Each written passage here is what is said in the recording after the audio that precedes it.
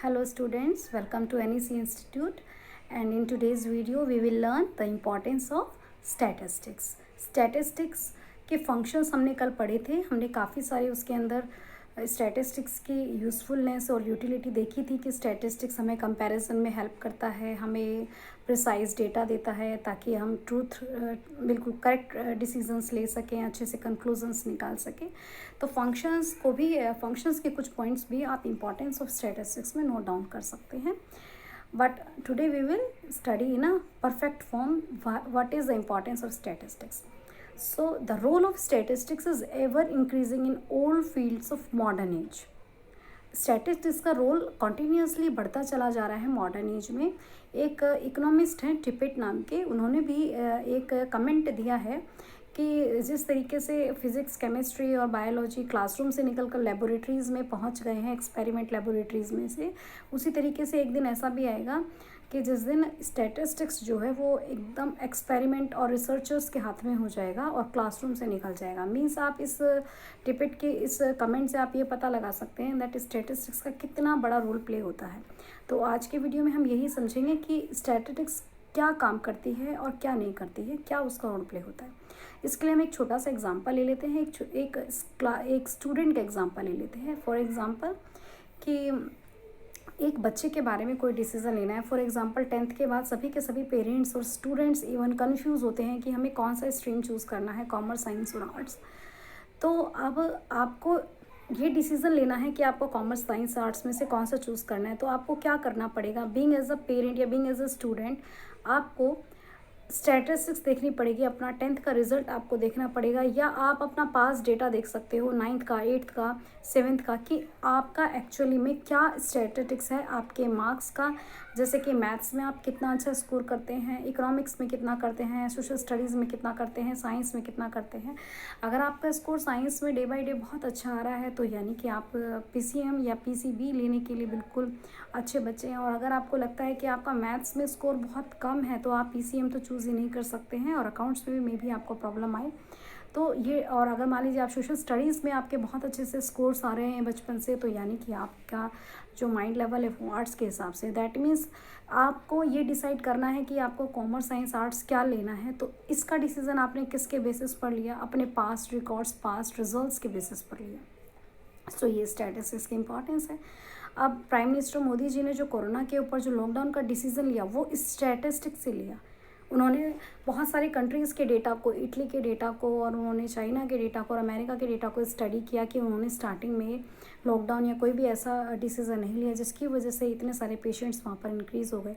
तो जब हमारे पास में कोई डेटा आता है तो हम आगे के लिए डिसीज़न ले सकते हैं. तो स्टैटिस्टिक्स की इंपॉर्टेंस ही यही है that statistics gives us numerical facts, data in a precise form which is based on experiments, which is based on some exact verification and experimentation. और इसके लिए अच्छे से सर्वे होता है. तो जब वो डेटा आपके पास आता है, उस डेटा के बिहाफ पर आप अपने कंक्लूजन्स, डिसीजंस ले सकते हो. तो स्टैटिस्टिक्स काफ़ी ज़्यादा इंपॉर्टेंट है. We will study it in 4 points. Let us study. First, statistics is very helpful in economics. I told you that in the first video we have discussed the meaning of economics. Economics एक तरह से problem solver है. Economics आपको ये बताती है कि अगर आपके पास रिसोर्सेज स्केर्स हैं तो उन स्केर्स रिसोर्सेज का हमें यूज़ किस तरीके से करना है कि कंज्यूमर मैक्सिमम सेटिस्फाई हो, प्रोड्यूसर को मैक्सिमम प्रॉफिट हो और सोसाइटी का मैक्सिमम वेलफेयर हो. तो स्टैटिस्टिक्स आपको ये बताती है कि इकोनॉमिक्स के प्रॉब्लम को कैसे सॉल्व करना है. फॉर एग्जांपल इकोनॉमिक्स में आपकी 3 बेसिक एक्टिविटीज़ होती हैं: प्रोडक्शन, कंजम्पशन, इन्वेस्टमेंट, सेविंग. तो आपको इनके लिए क्या डिसीजन लेना है. प्रोडक्शन को इंक्रीज़ करना है या नहीं करना है, कंजम्पशन कहाँ कहाँ हो रहा है, नेसेसरी गुड्स पर हो रहा है या लग्जरीज गुड्स पर हो रहा है. तो इन सब बारे में इकोनॉमिक्स या गवर्नमेंट अपनी इंडिया की या किसी भी कंट्री की गवर्नमेंट डिसीजंस लेती है on the basis of data, on the basis of numeric facts. तो इकोनॉमिक्स अकेले कभी भी आप इकोनॉमिक्स की प्रॉब्लम को सॉल्व नहीं कर सकते until and unless you have the numerical facts. तो स्टैटिस्टिक्स आपके न्यूमेरिकल फैक्ट्स को बताने में हेल्प करता है और उसी बेसिस पर आप अपनी इकोनॉमिक्स की प्रॉब्लम को सोल्व करते हैं. जैसे कि नेशनल इनकम की प्रॉब्लम हो गई, प्रॉब्लम ऑफ अनएम्प्लॉयमेंट हो गई. अगर मान लीजिए प्रॉब्लम ऑफ अनएम्प्लॉयमेंट है तो आप उसे कैसे सॉल्व करेंगे. तो पहले कम से कम हमें ये तो पता होना चाहिए कि हमारे इंडिया में हमारे किस किस रीजन्स में अनएम्प्लॉयमेंट की प्रॉब्लम है. उसी हिसाब से आपके पास फिगर्स आएगी, उसी हिसाब से आप डिसीजंस लेंगे. ओके तो इकोनॉमिक्स के लिए, एक प्रॉब्लम सॉल्वर के लिए स्टैटिस्टिक्स की रिक्वायरमेंट बहुत ज़्यादा है, because statistics gives you data in exact terms and on the basis of data you will do some conclusions. Next, let us study next point. Statistics in economic planning. Economic planning is done to achieve certain targets of growth of the economy using scarce resources of the nation. Statistics helps in evaluating various stages of economic planning through statistical method. According to Tippett, planning is the order of the day, and without statistics, planning is unconceivable. इस line से ही बहुत ज़्यादा पता चल रहा है कि planning तो मस्ट है। अगर आपको कोई भी प्लान्स बनाने हैं तो यू मस्ट हैव डेटा। अब जैसे कि गवर्नमेंट ऑफ इंडिया जो है बीपीएल लोगों के लिए या बहुत सारे इंडिया में पुअर पीपल के लिए उनके अकाउंट से मनी वो डाल रहे हैं, तो वो किस हिसाब से इस चीज़ का प्लानिंग कर रहे हैं, या अभी भी इन दिनों में जो ये क्राइसिस आ रहा है तो गवर्नमेंट ऑफ इंडिया जो है वो बहुत ज़्यादा प्लानिंग करे। प्लानिंग के लिए उनको क्या चाहिए, डेटा चाहिए, उसी के हिसाब से आपके प्लान्स बनेंगे। तो इकोनॉमिक प्लानिंग जब कभी भी कोई भी करते हैं सीएम पीएम, तो वो किसी टारगेट को अचीव करने के लिए करते हैं, और प्लानिंग का बेस क्या है, डेटा। और डेटा कौन देता है, स्टैटिस्टिक्स। तो स्टैटिस्टिक्स इकोनॉमिक प्लानिंग के लिए नेसेसरी है। Then we have statistics in business. Statistics play a very important role in major business activities. Producer depend upon market searcher. Suppose आप बिजनेसमैन हैं और आप प्रोड्यूसर हैं और आपको प्रोडक्शन करना है, तो आपका प्रोडक्शन किस चीज़ के ऊपर डिपेंड करेगा, डिमांड के ऊपर डिपेंड करेगा। और डिमांड किसके ऊपर डिपेंड करेगी, इनकम के ऊपर डिपेंड करेगी, टेस्ट के ऊपर, हैबिट्स के ऊपर। दैट मीन्स आपको डेटा चाहिए कि आपके मार्केट में आपके प्रोडक्ट की डिमांड हो क्या रही है। अगर उस प्रोडक्ट की डिमांड है तो आप प्रोडक्शन करेंगे।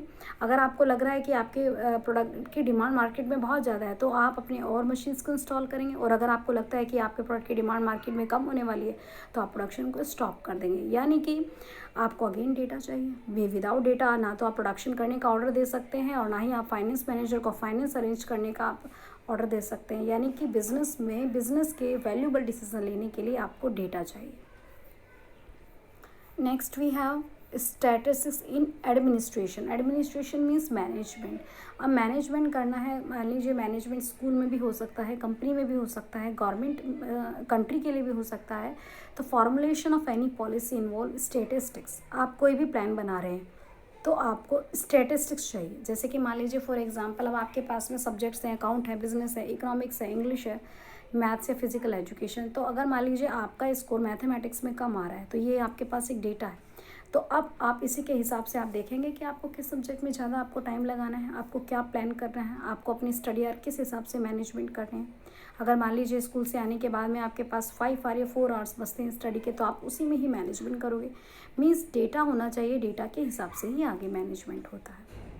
तो कोई भी फील्ड आप ले लें, स्टैटिस्टिक्स चाहे बिजनेस में ले लें, चाहे आप इकोनॉमी के लिए ले लें, या आप स्कूल ले लें, कॉलेज ले लें, कंपनी ले लें, या घर ले लें, in each and every area there is the importance of statistics. Statistics कोई ऐसी जगह नहीं है जहाँ पे इसका रोल प्ले नहीं होता हो।